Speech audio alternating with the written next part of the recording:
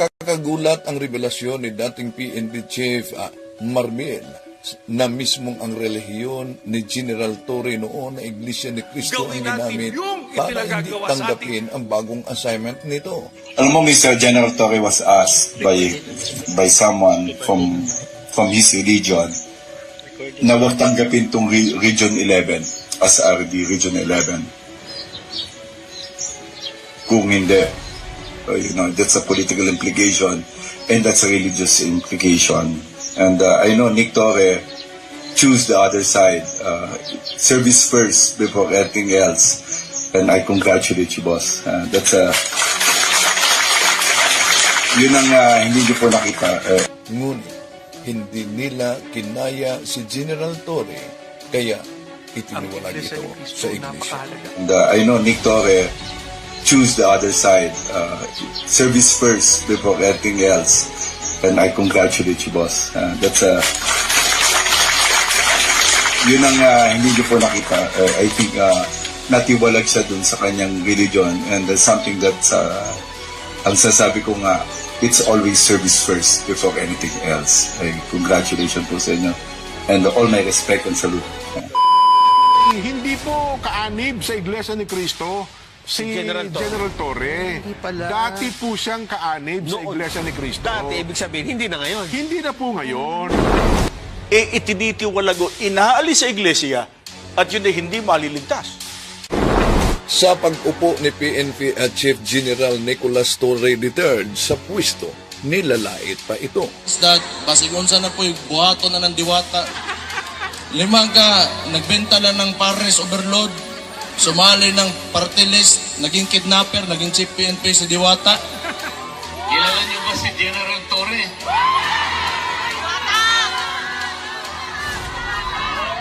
Si General Torre. Lagot sila ngayon matapos inangayag ni General Torre na paramihan na lang ng huli. Execute warrants, bring criminals to justice, raise your hands in front of judges and fiscals, and provide evidence against these criminals to support their conviction.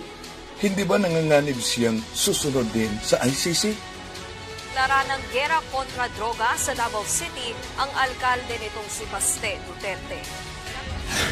I hereby declare a campaign that this city is at war against drugs. This will be your chance to get out of this city. Muna ko dire, hindi mo mahawa, hindi mo undang, patyon tamo. Tara, tatalakayin natin ito. Okay, nakagagulat talaga yung revelasyon ni dating PNP Chief Marmil, mga kapatid, no? Dahil batay sa kaniyang pahayag, doon makita natin na may pagkontrol sa miyembro ang INC. Okay. Papasok tayo ngayon dahil meron tayong lecture sa ang ating lektura ngayon ay kaugnay sa sandali muna. Okay. Pasok tayo sa ating mga kasama. Hello, Sis Hilda. Okay, ready na? So, nandito sila si Sis Abby, ano? Okay, nandito sila. Nakakuhos ba sila? Oo, okay. Kita ko na sila. Sige. Sa pagkakataong ito, ang paksa natin sana ay ang The Four Dogmas of the Blessed Virgin Mary. Pero dahil bukas ay Pentecostes, birth of the church. At alam nyo naman na grabe ang paglaganap sa mga sikta ngayon na labas sa simbahang Katoliko at ang isang layunin ikalawang Korinto 11:12, walang iba na mailayo ang bawat isa sa atin sa sakramento ng simbahan na siya ang kailangan para sa ating kaligtasan. Kaya, instead na ang paksa natin about four dogmas of the Blessed Virgin Mary, tatalakayin muna natin itong mga iba't ibang aklat na ginagamit sa mga ministro ni Felix Manalo para yung mga inosinteng Katoliko ay matangay sa siktang tinatag ni Felix Manalo. No? Yun ang tatalakayin natin, isa-isahin natin ito mga kapatid para meron kayong ideya. So, kung mapansin ninyo, si General Nicolas Atore na kasalukuyang PNP chief natin ngayon ay dating kaanib sa Iglesia ni Cristo. Pero bakit ba humihiwalay sila sa Iglesia ni Cristo? May pakita ko muna akong video bago natin tatalakayin ito mga kapatid. Ito. Nakakagulat ang revelasyon ni dating PNP Chief Marmel na mismong ang relihiyon ni General Torre noon na Iglesia ni Cristo ang ginamit para hindi tanggapin ang bagong assignment nito.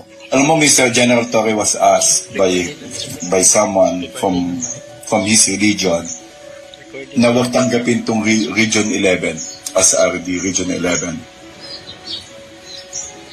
Kung hindi, that's a political implication and that's a religious implication. And I know Nick Torre choose the other side. Service first before anything else. And I congratulate you, boss. Yun ang hindi niyo po nakita.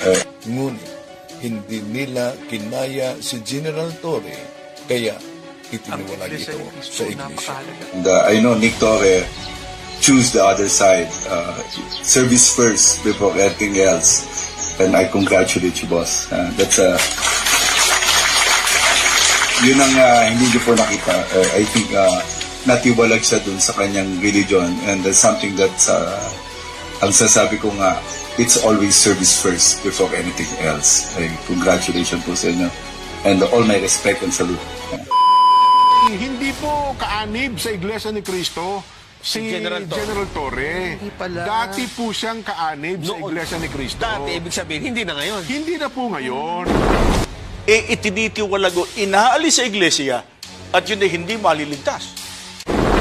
Sa kasalukuyan, mga kapatid, ongoing ang ating online. Yes? Eto, kumusta? Nag-echo na?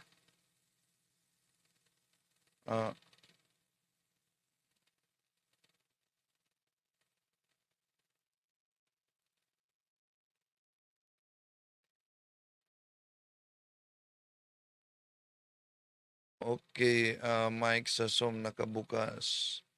Wala naman. Eto. Eto.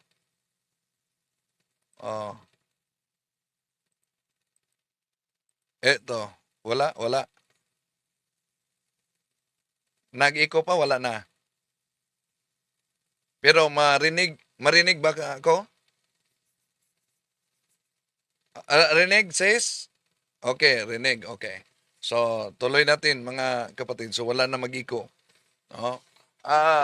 Tatalakayin natin sa pagkakataong ito yung mga ginagamit nila na mga aklat para aware kayo. No? Ito ang gagamitin nila lalo na pag may isasagawang public debate. So, kaya dapat aware ang lahat kaugnay dito, no, sa mga aklat na ito dahil nagiging epektibo ito. Ano ba yung aklat na ginagamit nila para patunayan na ang Iglesia ni Cristo, kaya nga ang daming mga umanib sa kanilang sikta na akala talagang iyon ang tatag ng ating Panginoon Kristo. Isa sa mga aklat na ginagamit na mga CFD dapat aware nito dahil ito'y kadalasang ginagamit sa debate ay ang aklat na ang pamagat ay ito po, ang aklat na ito, Fundamentals of Catholic Dogma. Ano po ba ang kanilang binabasa? Ito po ang kanilang binabasa. Ang babasahin namin sa inyo isang aklat ng Iglesia Katolika. Ang pamagat nito ay Fundamentals of Catholic Dogma. Ang sumulat nito ay nagngangalang si Dr. Ludwig Ott sa page 274. Tungkol sa Mateo 16:18, si San Cipriano ay nagsasalita tungkol sa pagtatayo ni Kristo ng Iglesia ni Kristo at pinanganlan ng Iglesia na Iglesia ni Kristo. Yan po ang patutuon ng sumulat ng aklat. Ang Panginoon Kristo ay nagtayo ng Iglesia at ang sabi po niya, pinangalanan nito na Iglesia ni Kristo. Yan. Ginagamit nila ang aklat Katoliko, Fundamentals of Catholic Dogma, opisyal na aklat nating mga Katoliko, na ang ating Panginoon Kristo ay nagtatag ng iglesia at pinangalanan ito na Iglesia ni Kristo. So gustong ipalitaw dito sa mga mangangaral ng INC na pag Iglesia ni Kristo, ibig sabihin, sila ang tinutukoy. Mali. Bakit? Ang opisyal nating aral, tandaan ninyo mga kapatid, bakit daming mga nadala? Ang opisyal na aral ng Simbahang Katoliko na lathala sa Catechism of the Catholic Church, numero 811. Ano po ba ang nakasulat? Ito po ang nakasulat sa naturang Catechism. This is the sole Church of Christ, which in the creed we profess to be one holy Catholic Apostolic. These four characteristics inseparably link with each other, indicate essential features of the Church and her mission. See? So, therefore, ang tunay na Iglesia ni Kristo, mga kapatid, basta ginamit nila ang aklat Katoliko, hindi iyan ang iglesyang tatag ni Felix Manalo. Bakit? Sila na mismo ang nagpatunay kung sino ang unang iglesia ni Kristo na naitatag doon pa sa Jerusalem. Pakinggan natin ang mga ministro ni Felix Manalo. Mali po ang pagkaunawa nitong si Talibong. At ang Iglesia Katolika bilang isang organisasyon o samahang pangrelihiyon, yan po ang organisasyon. Pagka sinusi pabalik, yan ang dating Iglesia ni Kristo. Yan ang dating Iglesia ni Kristo. Yan ang dating Iglesia ni Kristo. Hindi po totoo yan. Mali po ang pagkaunawa nitong si Talibong. Talaga pong ang Iglesia Katolika Apostolika Romana, talaga pong sa pasimula, yan ang Iglesia ni Kristo. Okay. At maliban dyan, mga kapatid, ano po bang iniwasan ng mga ministro ni Felix Manalo pag ginamit nila ang Fundamentals of Catholic Dogma? Dahil mabasa ang Church of Christ. So, anong nagpahiwatig dito? Una, nagiging squatter sila sa pangalan. Na ang tinutukoy, hindi yung kang Felix Manalo na itinatag, kundi walang iba. Kung tignan natin ang Fundamentals of Catholic Dogma na iniwasan nila, ito ang mabasa natin, 270. To describe this true Church of Christ, which is the Holy Catholic Apostolic Roman Church, there is no name more noble, none more excellent, none more divine than the expression, the mystical body of Jesus Christ. Kaya, kung iniimbitahan kayo sa mga ministro, sa mga pandoktrina, dapat alam ninyo ito mga kapatid. Na pag ginamit nila ang mga aklat Katoliko na mabasa ang Church of Christ, hindi yan tumutukoy sa siktang tatag ni Felix Manalo, kundi sa tunay na iglesyang tatag ng ating Panginoon Kristo. At if we would define according to the dogma na iniwasan nila, the true Church of Christ, which is one holy Catholic Apostolic. Kaya mag-ingat, dami pa mga aklat Katoliko na ginagamit nila mga kapatid. No? Para lang pabulaanan na ang simbahang Katoliko ay hindi tunay na iglesia. Ano pa? Ito po ang aklat, The Spirit of Catholicism. Mahirap na hanapin itong mga aklat na ginagamit nila. Pero ginagamit nila para patunayan na mismo ang otoridad Katoliko, umano, ang nagpatunay na yung iglesia na inaniban, kailangan, lalo na ang tatag ni Felix Manalo, kailangang aniban upang ang tao ay maligtas. Pakinggan natin. Ito po ang pahayag sa ministro. Ngayon, inaamin po ba maging ng mga tagapagturong Katoliko na napakasamang kalagayan pagka ang tao'y nasa labas ng Iglesia ni Cristo? Pakinggan ninyo ang patotoo ng isang sumulat ng aklat. Ang babasahin namin ay The Spirit of Catholicism. Ang sumulat po ay si Carl Adam. Sa page 192 sa wikang Pilipino ko na po babasahin. Totoong may iisang Iglesia ni Cristo lamang. Ito lamang ang iisang katawan ni Cristo. At kung wala ito, ay walang kaligtasan. Na walang kaligtasan sa labas ng Iglesia. Hindi po namin ito pahayag. Binasa lang po natin ang nakasulat sa aklat na ito. Uulitin natin ang sinabi ng sumulat ng aklat. Ang sabi niya rito, totoong may iisang Iglesia ni Cristo lamang. Alinsunod pa sa kanya, ito lamang ang iisang katawan ni Cristo. Ito, pansinin po ninyo. Kung wala ang wika ito, ang tinutukoy niya wala sa iisang tunay na iglesia, ang sabi niya, walang kaligtasan sa labas ng iglesia. O, yan.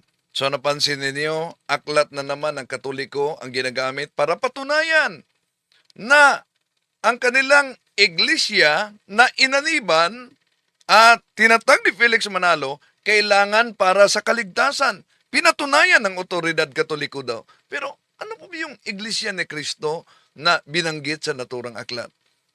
Kung ituloy lang natin pagbasa mga kapatid, ito kasi ang nakasulat. But the Catholic Church alone preaches like her divine master, like one having power, Matthew chapter 7 verse 29, by the unbroken series of her bishops. She stands in a real historical connection with Christ and His apostles. See? So, pag binanggit ang Church of Christ sa mga aklat Katoliko na ginagamit nila mga mahal na kapatid, hindi yan ibig sabihin na ang Iglesia ni Kristong tatag ni Felix Manalo. Ito ang nagpatunay na yung kanilang propaganda na iniwan daw ng simbahang Katoliko ang pangalang Church of Christ, hindi yan totoo. Dahil ilang bisis binanggit sa mga aklat Katoliko, ang problema lang, nagiging squatter sila. Ano pang aklat na ginagamit nila? Ito, Father Smith instructs Jackson. Ito ang kanilang ginagamit. Mga kaibigan, alam kaya maging ng mga otoridad Katoliko na merong iglesyang dapat aniban ng tao. Ito ang tunay na iglesia na dapat aniban ng tao sapagkat pagka ito ay nakilala pero hindi inaniban, hindi maliligtas mo ang tao. Ang babasahin namin ni isang aklat pa rin ng Iglesia Katolika, ang pamagat nito ay Father Smith Instructs Jackson. Ang sumulat po nito ay si John Francis Knoll. Sa pahina 35 hanggang 36, ganito ang pinatutunayan ng nasabing sumulat ng aklat. Ang Iglesia ni Cristo ngayon, sa kalagayan, sa kapangyarihan, sa aral, ay dapat maging katulad ng kanyang dating kalagayan nung ito'y maglingkod sa mga tao sa pamamagitan ng 12 apostol. Sa iglesyang ito, ang lahat ay obligadong mapabilang upang maligtas. Yaong mga tao na sa pamamagitan ng kanilang malubhang pagkakamali ay hindi alam ang tunay na iglesia o kahit ito'y alam ngunit tumangging umanib ay hindi maliligtas. Mga kaibigan, pansinin po ninyo, sabi ng sumulat ng aklat, ang Iglesia ni Cristo ngayon sa kalagayan, sa kapangyarihan, sa aral, ay dapat maging katulad ng kanyang dating kalagayan nung ito'y maglingkod sa mga tao sa pamamagitan ng 12 apostol. Yan. Ang aklat na naman na Father Smith Instruct Jackson's, ginagamit nila. Father Smith Instructs Jackson. Meron talaga silang sariling researchers. Yung mga aklat Katoliko ginamit nila, pinagchap-chap. Pero may iniwasan ang ministro ni Felix Manalo diyan. Ito po, pakita ko sa inyo ang binasa niya. Ito, mapansin ninyo ang binasa, mga kapatid. Kung ano ang iniwasan ng ministro. Napansin niyo, ito ang binasa niya. The Church of Christ, dahil may Church of Christ, the Church of Christ today must be in nature, in power, in teaching, what it was when it served men through the 12 apostles. It is to this church that all are obliged to belong in order to be saved. Those people who, though doubtful, deliberately refuse to seek out the true church, refuse to knowing it, refuse to join it, cannot be saved. Dito lang sila huminto. May karugtong. Vatican Council, the Church, number 14, said the Catholic Church is the ordinary means of salvation. The Sacred Synod turns its attention first to the Catholic faithful. O, tuloy natin. For Christ made present to us in His body, which is the church, is the one mediator and the only way of salvation.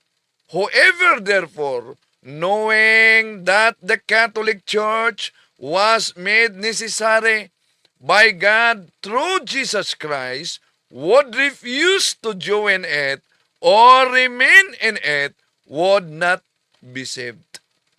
So napansin ninyo ang aklat na ginagamit ng ministro? Ay, sandali. Pakita ko pala. Pakita ko muna ang aklat na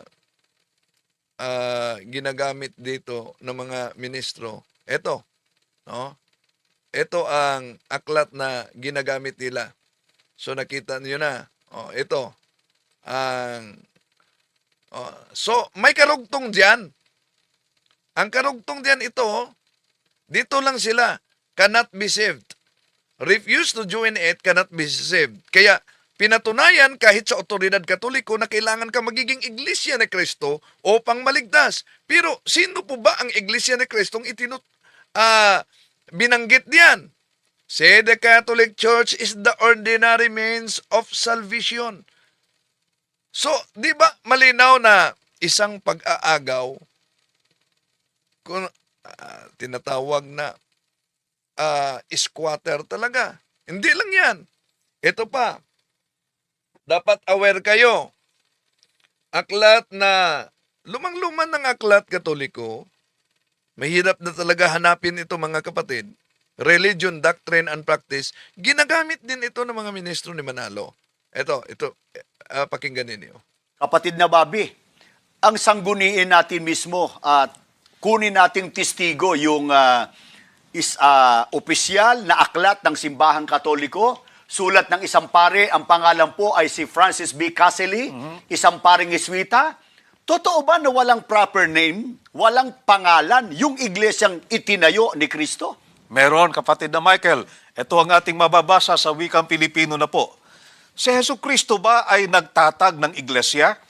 Oo, mula sa lahat ng kasaysayan, kapwa panlupa at hindi pangkabanalan. Gayon din mula sa Biblia na kilalang isang makataong kasulatan.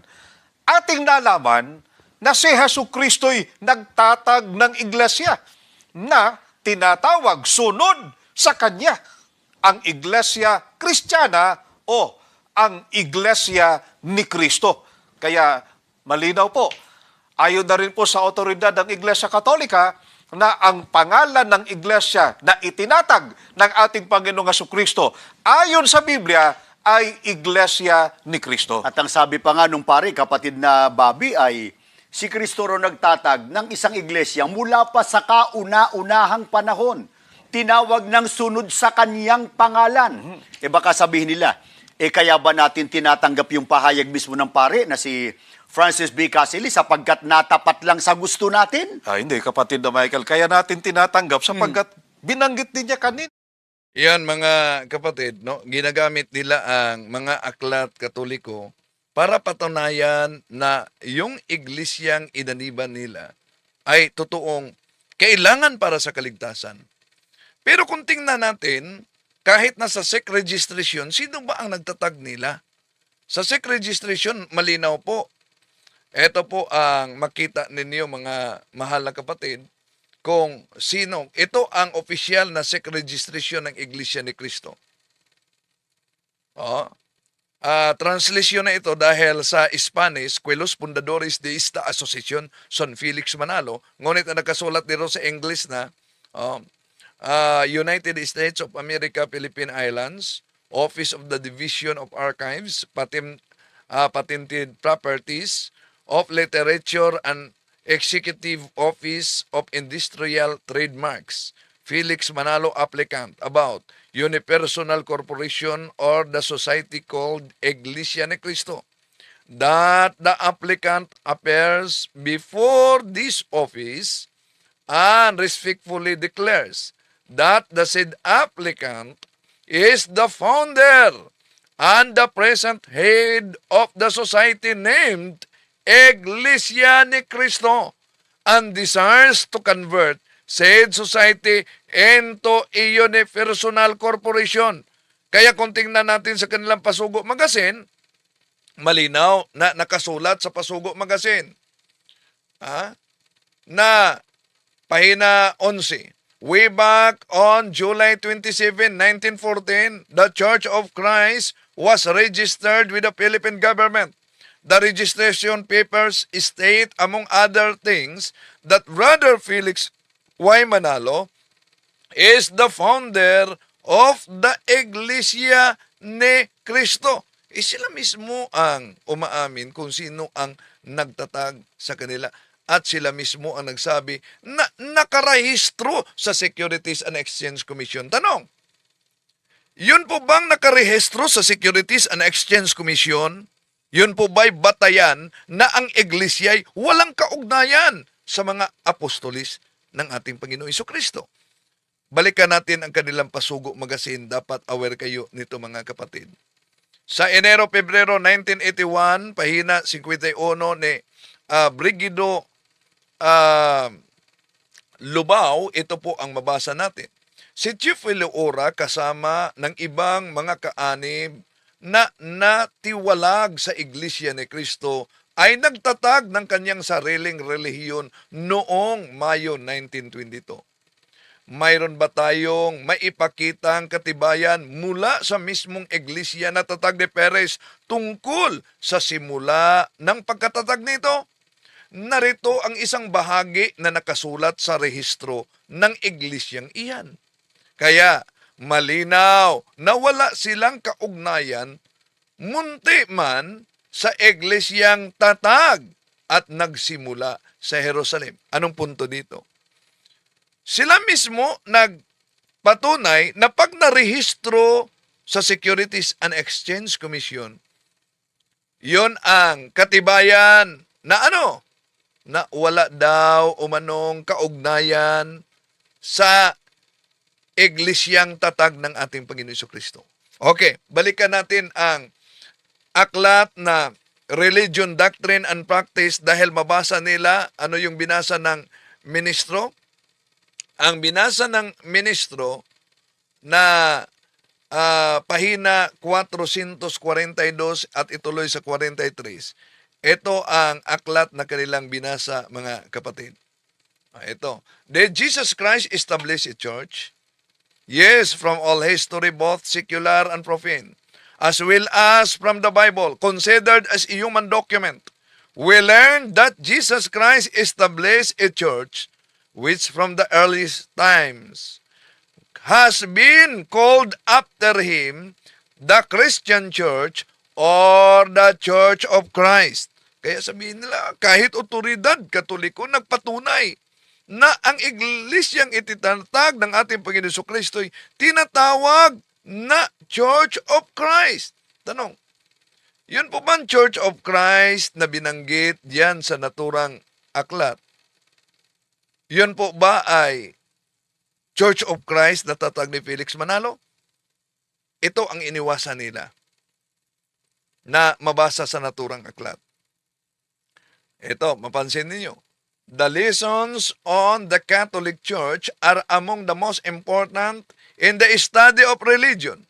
For if we once admit that the Catholic Church is the true church established by God to teach men infallibly the way to heaven, and that He has commanded all men to be members of it, our way is clear. So, malinaw mga kapatid na yung mga binanggit nila na aklat katoliko, walang iba. Ang pinatunayan diyan ay hindi yung siktang inaniban nila na tatag lang ni Felix Manalo, kundi walang iba. Ang pinatunayan, ang Iglesia Katolika. Kaya ayon sa kaanib ng Iglesia ni Cristo, eto. Palabas nyo yung tunay ng pagkatao. Huwag tayong manloko ng kapwa natin. Ganun lang. Kung minsan may na-upload tayong mga fake news, ay bunga lang po yun ng pati tayo na budol din. Ganun lang po yun, mga mahal na kababayan. Pero hindi pang layunin ay mangloko po tayo ng kapwa. Masama po yun. Dahil mismo ang Diyos nakatingin po sa atin. So, dapat huwag talagang magpabudol. No? Masama yan kung magpabudol tayo.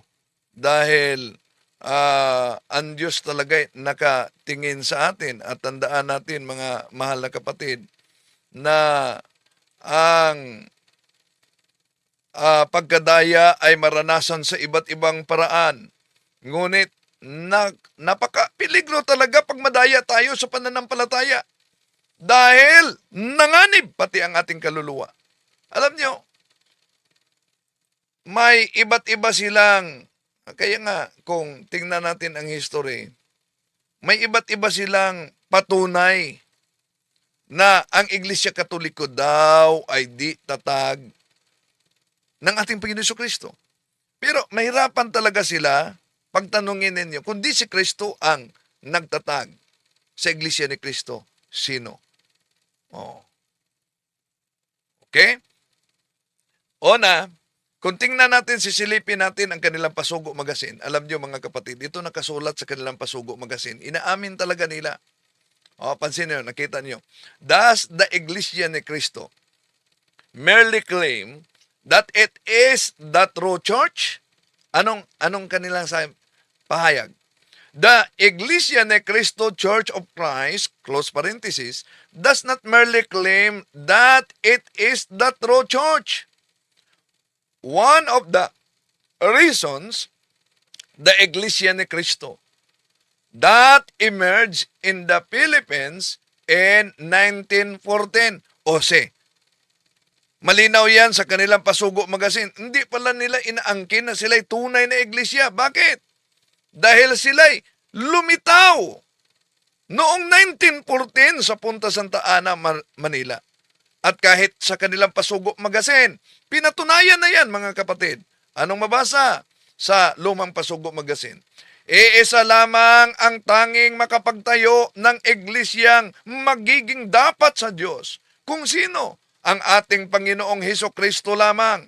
Sino mang tao magiging marunong umangmang, maging dakila o hamak, ay walang karapatang magtayo ng iglesia. Sila mismo ang nagsabi niyan. na sino mang tao, marunong man umangmang, ay walang karapatang magtayo. Pero, alam niyo mga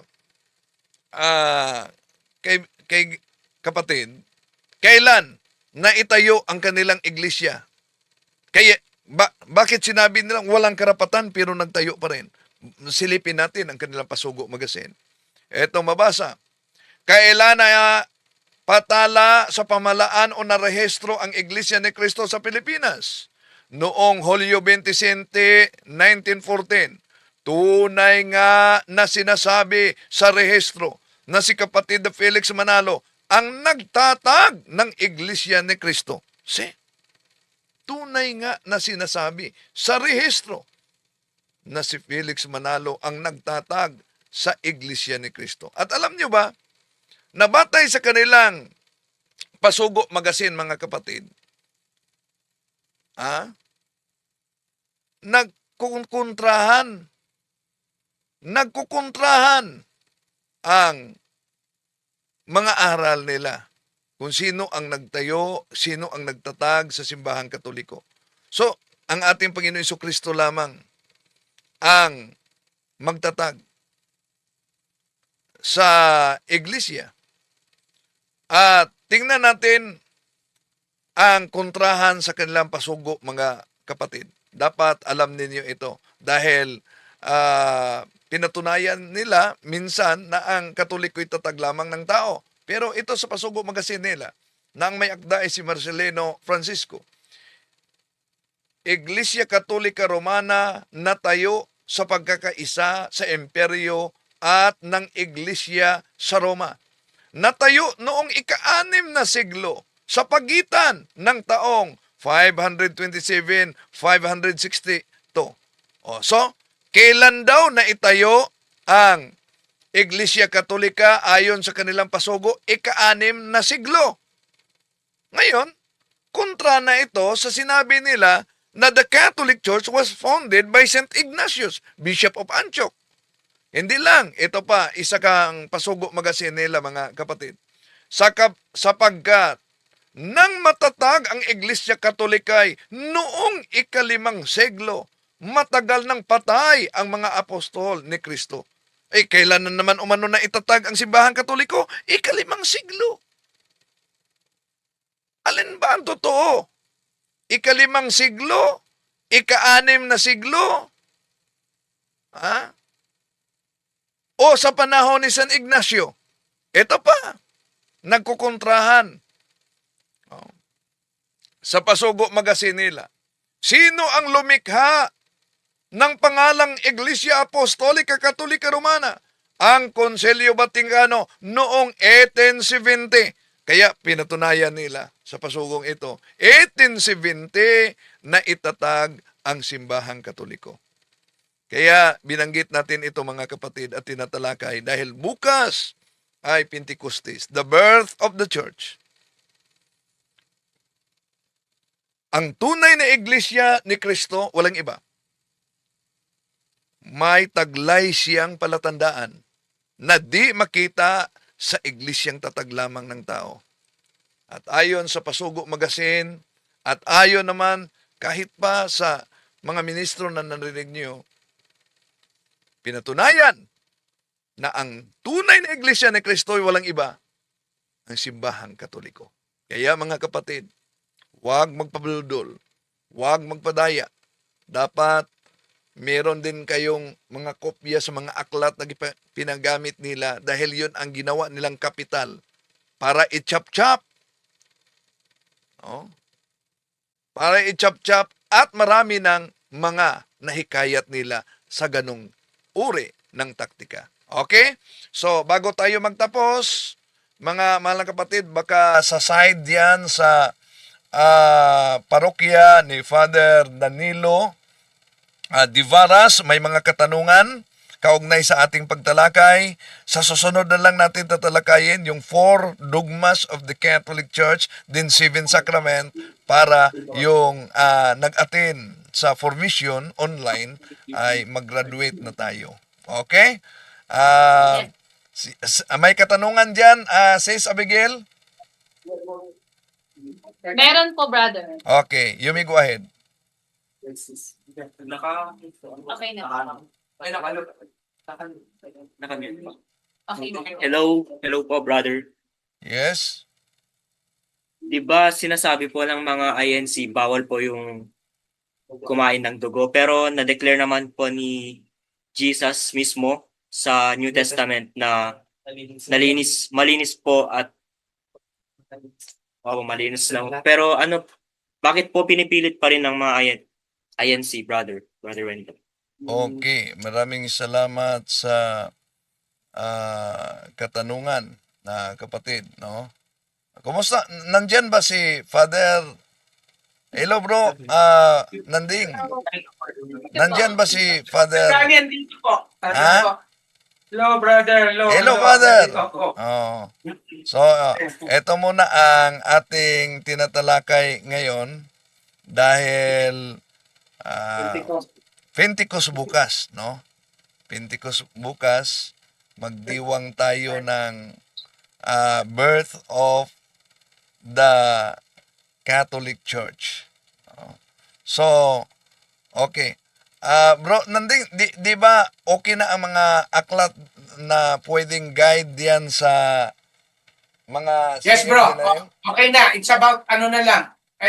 Compile na lang as a book. Okay na. May sample na ako. Ang ating kasamang si FD na gustong mag-attend online, yung sa ibang parokya, naka-attend ba siya ngayon? Yung kasama natin sa convention? Sila Oswald, bro. Si brother Oswald. So hindi na namin naisip. Busy Din po kasi siya, brother. Si Brother Oswald. Busy Okay. din po. Kaya, tsaka medyo malayo po kasi siya sa amin. Okay. Sa Burgos siya, bro. Burgos Pero yan. sa susunod, itatap namin siya. Sa parokya ni Father Lasting, bro. Okay. So, sadali nawala yung... ito pala.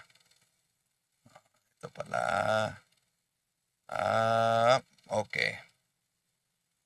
Sadali. Bro, before June ends, magpapadala ako ng compiled na nung books na ginawa mo, bro. Send ko doon sa address mo. Okay. Sige, mas Yes, bro. maganda. Bro. Tapos kung may gusto, ipoproduce na lang natin. Okay. Sige, mas maganda. Okay. Punta muna tayo sa pagkain ng dugo, no? Isa sa mga batayan diyan, kapatid, bakit bawal sa kanila ang pagkain ng dugo? Yung lumang tipan. Pero nagtaka lang tayo, kung ginagamit nila yung lumang tipan, nasa lumang tipan din, bawal kakain ng baboy. Di ba?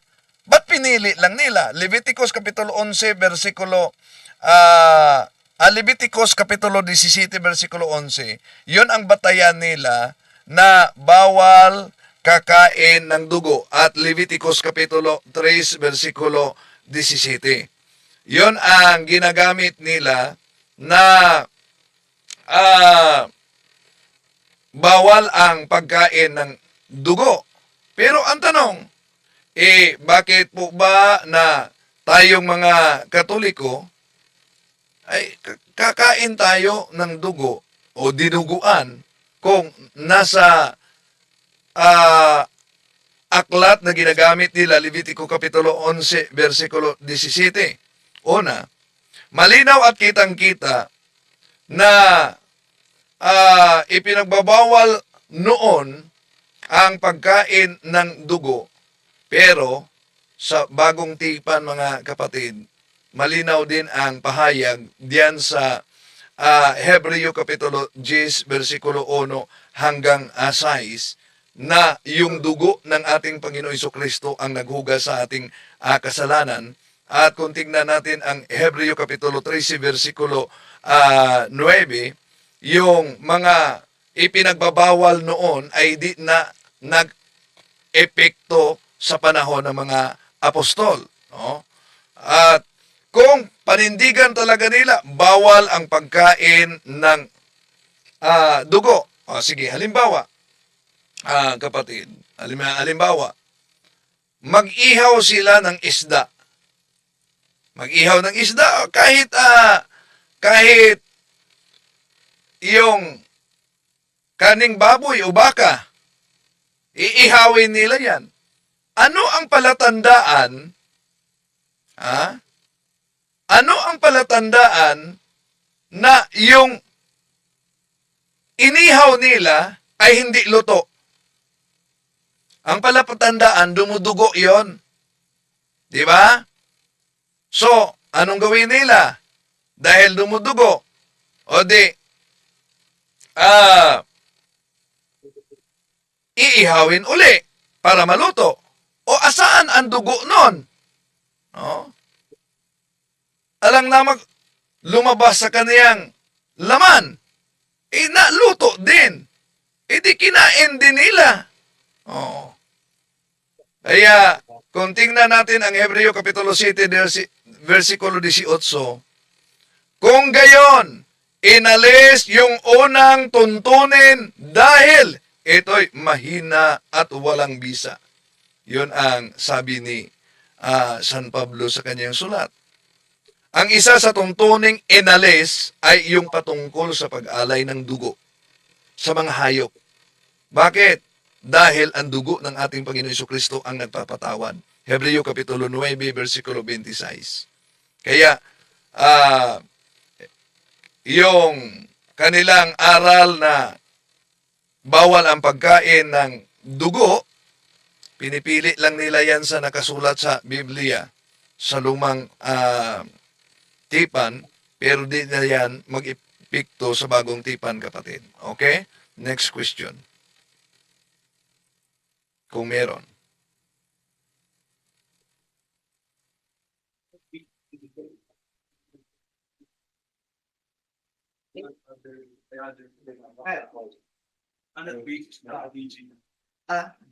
Bro, good evening. Di ba Yes. yung Iglesia ni Cristo, meron silang patakaran na bawal ikasal yung kaanib nila sa ibang sekta? Ano ang basis nila doon, bro? Doon sa patakaran nila na yun, kung bakit yan? Okay. Yes. Bawal sa iglesia na ikasal. No? At kung makasal ka sa ibang pananampalataya, ay kailangan, kundi talaga madala, no? Ma-reject ka sa kanilang sikta. No? So, ano po ba ang pinagbatayan nila? Ang pinagbatayan, nasa aklat yung pandoktrina, utos talaga ng kanilang iglesia na ipinagbabawal ang pag-asawa ng hindi kapananampalataya. Dahil bakit? Una, nasa kanilang aral, huwag kayong makipaghalubilo sa mga taga-sanlibutan. Sino po ba yung mga taga-sanlibutan? Yung hindi iglesia ni Kristo. Ang tawag nila ay taga-sanlibutan. Huwag makipaghalubilo. Dahil ang taga-sanlibutan, lalo ng Katoliko, sa impyerno na para sa kanilang doktrina. Kaya kailangan umanib sa kanilang iglesia. Nakapagtataka lang, di mag-asawa ng iglesia at hindi kapananampalataya, di mag-asawa ng taga-sanlibutan, pero panahon ng eleksyon, sinusuportahan nila mga taga-sanlibutan. Hindi kaanib nila. Oh? Contradiction yan.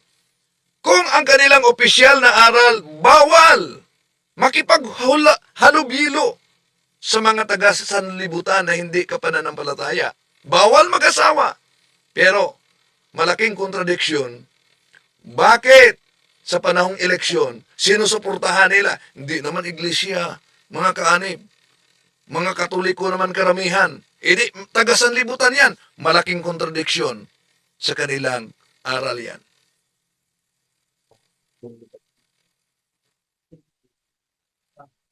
Next question. Good evening po, brother. Yung next question po is it true that Felix Manalo was God's last messenger according to the INK? Well, sa kanilang teaching, iyon ang kanilang aral na si Felix Manalo ay last messenger. Pero kung tingnan naman natin sa Biblia, malinaw naman sino ba ang last messenger sa Biblia? Ang ating Panginoong Hesukristo. Inaagaw naman na sa Hebreo. Inaagaw na naman, Hebreo Kapitulo 1, inaagaw na naman nila ang tungkulin ng ating Panginoong Hesukristo. Pero, ang pagiging last messenger ni Felix Manalo ay pinatunayan nila sa paglitaw ng digmaang pandaigdig. Pero alam nyo ba kung ano ang nakasulat sa kanilang Pasugo Magazine? Ito po ang nakasulat sa kanilang Pasugo Magazine na dapat malaman ng karamihan. Ito. Sa panahon ng digmaang pansanlibutan noong 1914 ay may nagsiparitong mga antikristo. Sila ay nagsiparito sa pangalan ni Kristo. See? Ano daw? May mga nagsiparitong mga antikristo. At ano yan? Walang iba kundi yung lumitaw sa 1914. Sino po ba ang katuparan na lumitaw sa 1914? Walang iba kundi ang kanilang doktrina si Felix Manalo ay huling sugo. Bakit huling sugo? Gagamitin nila yung ibong mandaragit sa Isaias 46:11. Pero kung tingnan natin, out of context sila. Bakit? Dahil ang ibong mandaragit diyan, malinaw naman na kung tingnan natin ang Bible na Isaias 46:11 sa The Voice version, si Cyrus, kahit sa Amplified Bible pa, Isaiah chapter 46 verse 11, si Cyrus ang binanggit diyan. Kahit sa Biblia na tinatawag na ang dating Biblia, sa Isaias 44 versikulo 28, si Ciro yung tinatawag, hindi si Kibuloy. At hindi si Felix Manalo. So inaagaw lang nila ang tungkulin, no? At maliban diyan, ang kanyang pagiging tawag diyan last messenger, siya'y anghel daw ayon sa Apokalipsis, Kapitulo 7, versikulo 2-3. Eto, ang Iglesia ni Cristo ay sumasampalataya na ang katuparan ng hinuhula ang ibang anghel sa Apokalipsis, Kapitulo 7, versikulo 2 hanggang 3 ay si kapatid na Felix Manalo. Siya ang kinatuparan ng ibang anghel na may taglay na tatak ng Diyos na buhay. Yun ang kanilang aral. Claim nila na si Felix Manalo ang anghel daw sa Apokalipsis. Apokalipsis Kapitulo 7, versikulo 2 hanggang 3. Claim lang din yan nila. Bakit? Nagsusuwagan, nagkontrahan sa kanilang aral. Nasa Pasugo Magazine nila, Pasugo Magazine, ang may akda ay si Teofilo Ramos. Ito, hindi ipinangaral ni kapatid Manalo na siya ay anghel at sino mang ministro ng Iglesia ni Cristo ay hindi ipinangaral ang ganyan. Wala kaming ganyang paniniwala. O, nasa kanilang Pasugo Magazine yan. Ang tanong, ang kaniyang pagkahuling sugo o anghel, ano nga ba talaga? Turo nila o hindi nila ipinangaral? So, diyan pa lang, mga kapatid, nagsusuwaga na. May kukontrahan na. Okay? Next question. Brother, last question po. At Totoo po ba na bago po mamatay si Felix Manalo, bumalik po siya bilang isang Katoliko? Ay, At hindi yung yan totoo po, Hindi yan totoo, kapatid. okay po. Hindi yan totoo na bumalik siya sa simbahang Katoliko. Nanatili siya sa kanyang sikta na itinatag. Okay? So, hilingin na natin ang blessing ni Father Danny. Father Dan. Okay. Thank you, Father, Son, and Spirit. Amen.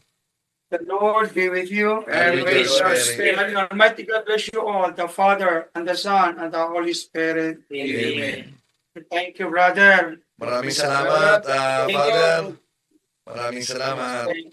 Okay. See you po next Saturday. Yes, bro. Yes, bro. Bye Yes. po sa inyo. To make his message known is our responsibility.